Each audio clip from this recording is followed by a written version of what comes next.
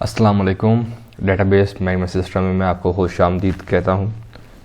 आज के हमारे इस लेक्चर में हम डेटाबेस को डिस्कस करेंगे। डेटाबेस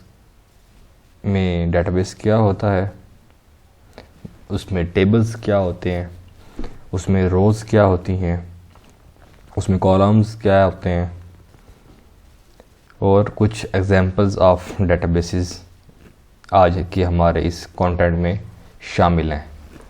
तो चलते हैं सबसे पहले अपने फर्स्ट टॉपिक डेटाबेस क्या होता है कि organise collection of related data के जो रिलेटेड डाटा होता है, रिलेटेड डाटा की एक ऑर्गेनाइज कलेक्शन को हम डेटाबेस कहते हैं। इसमें क्या होता है कि डाटा को हम बड़े एफिशिएंट वे के अंदर अपने पास सेव करते हैं। इससे पहले सिस्टम में ऐसा नहीं होता था। इससे पहले क्या होता था कि डाटा को जो है वो अनएफिशिएंट वे के अंदर सेव होता था, जिसका हमें कोई समझ नहीं आती थी कि डाटा किस लिहाज से हमारे पास सेव हो रहा है। तो जब से डेटाबेस आई है तो एक बड़ा एफिशिएंट वे के अंदर डाटा को हम अपने पास सेव रख सकते हैं। उसके बाद ये कुछ आपके सामने मैंने एक टेबल शो करवाया है, इससे आपको ज़्यादा बेहतर आइडिया होगा कि एफिशिएंट मैनर का मतलब क्या है। अगर अब आप देखें स्क्रीन पे तो आप इवेंट का टेबल देख रही होंगी, क्लब्स का टेबल देख रहे होंगे, मेंबरशिप्स और स्टूडेंट। अगर अब आप देखें क्लब आईडी और आईडी, तो अब आप देखें कि इवेंट का टेबल से क्लब्स का टेबल ज्वाइन हुआ है, क्लब का टेबल से मेंबरशिप हुआ है और मेंबरशिप से स्टूडेंट ऐड हुआ है।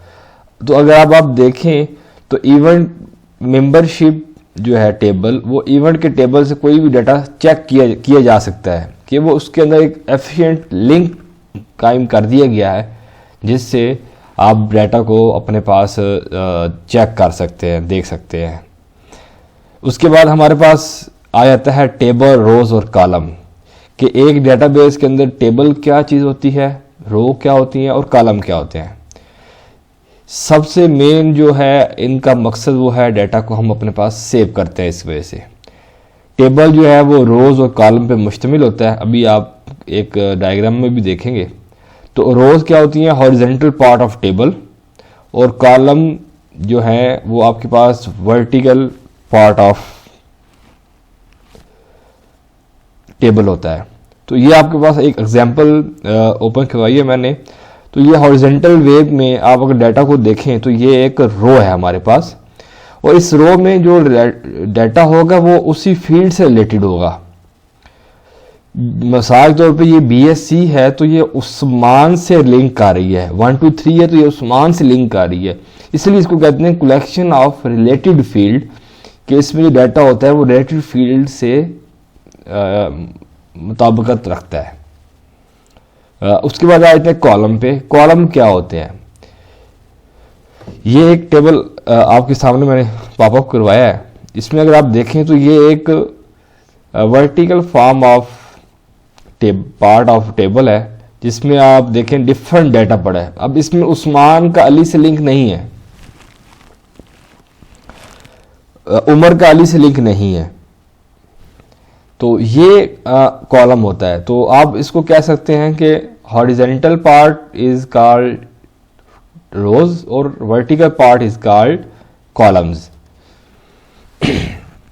अब कुछ एग्जांपल्स को डिस्कस कर लेते हैं, उससे आपको और मज़ीद बेहतर आइडिया हो जाएगा कि डेटाबेसेस क्या होती हैं।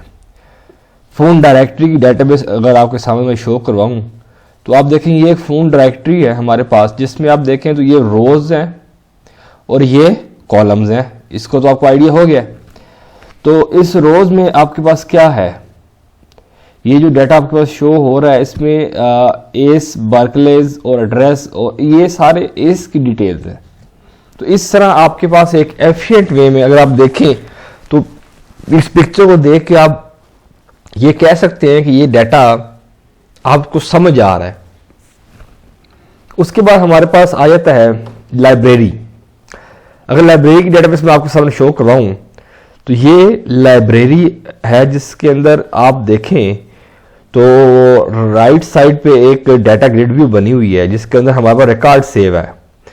उसमें देखें तो एक एफिशिएंट वे के अंदर एक अच्छे अंदाज में एक डाटा स्टोर हुआ है जिसमें आपको उससे रिलेटेड समझ आ रही चीज़ कि पहली बुक आईडी उसकी 1 है, वो कॉलेज है, वो क्लास 1 को पढ़ाई जाती है, उस बुक का कोड ये है, बुक नेम ये है, ऑथर ये है, प्राइस ये है।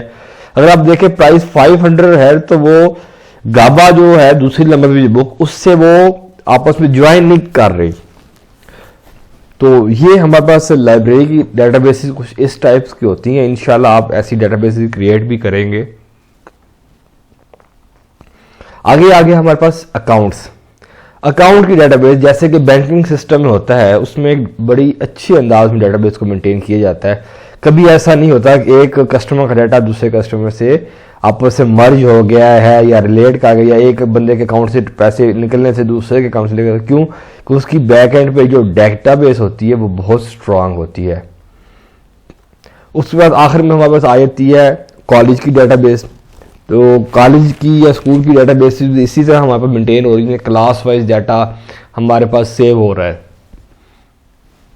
आप स्क्रीन पे देख सकते हैं कि एक मैंने सॉफ्टवेयर की स्क्रीनशॉट आपके सामने शो करवाई है जिसमें आप डाटा को देख रहे हैं कि उसमें भी डाटा ग्रिड भी है। तो उसमें भी डाटा जेंडर, फादर, फोन और एड्रेस, ये सारी जो हैं रोज़ की आपको पता है ये फील्ड्स हैं और कॉलम्स हैं और उससे रिलेटेड जो रिकॉर्ड है वो उसके अंदर सेव हो रहता है। तो यहाँ तक जो टॉपिक था वो था हमारा आज का डेटाबेस। उसके अंदर हमने रोज़, कॉलम और टेबल को डिस्कस किया था। तो ये देख लें, यहाँ से हमारा proper topic database management system start हो रहा है क्योंकि हमारी डेटाबेस स्टार्ट हो चुकी हैं। तो आज का जो क्वेश्चन है वो आपके पास ये है कि आपने एक टेबल क्रिएट करना है जिसमें आपने 5 डिफरेंट रिकॉर्ड को सेव करवाना है। तो एक स्टूडेंट का टेबल ओपन करवाएं, उसमें आप नेम, फादर नेम और इस तरह की आपने कैटेगरीज करनी है। अगर आपने वीडियो गौर से देखी है तो इसका आंसर आपको इस वीडियो के अंदर भी मिल जाएगा। ठीक है जी, thank you so much for watching this video. इंशाअल्लाह अगली वीडियो में आपसे मुलाकात होती है। अल्लाह हाफिज़।